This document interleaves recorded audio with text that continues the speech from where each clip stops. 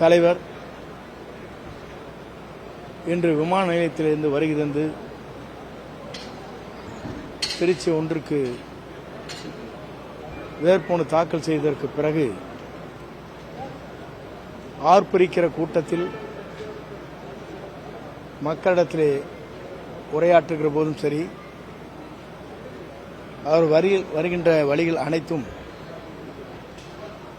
வருகின்ற கூட்டங்களை கட்டுப்படுத்தி சிறப்பான முறையில் காவல்துறை தன் பணியை ஆற்றியிருக்கிறது.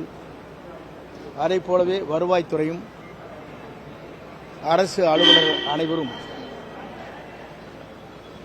அனைத்து துறையை சார்ந்தவர்களும் இதற்கான முழு ஒத்துழைப்பை நல்கி சிறந்த முறையில் பாதுகாப்பு அளிக்கப்பட்டதற்கு நம்முடைய வெற்றி கழகத்துடைய தலைவர் சார்பாக அனைவருக்கும் நெஞ்சார்ந்த நன்றியும் வாழ்த்துக்களையும் நான் தெரிவித்துக் கொள்கிறேன்.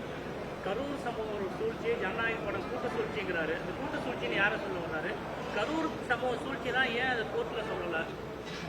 பொதுவெளியில பேசும்போது மட்டும் சொல்றாருல்ல, கோர்ட்ல ஏன் சொல்ல மாட்டேங்கிறாரு? ஜனநாயக படத்தோட கூட்ட சூழ்ச்சிங்கிறத யார சொல்ல வர்றாரு? பொதுவாக சிலவற்றை வெளியே படையாக மக்களிடத்தில் சொல்வது வேறு. அது ஒரு வழக்கு நடைபெற்றுக் கொண்டிருக்கிறது என்பதை நீங்கள் அறிவீர்கள். ஆகவே அதை பற்றி கருத்துக்கள் நான் சொல்வது சரியாக இருக்காது. குறிப்பாக உங்களுக்கு தெரியாத ஒன்றல்ல, ஜனநாயக திரைப்படத்தை பொறுத்தவரையிலும் இரண்டாவது முறை ஆய்வு செய்கிற போது ஒருவருக்கு உடல் நிலை சரியில்லை என்பதற்காக ஒத்திவைக்கப்பட்டிருக்கிறது. அதை நீங்கள் புரிந்து கொள்வீர்கள்.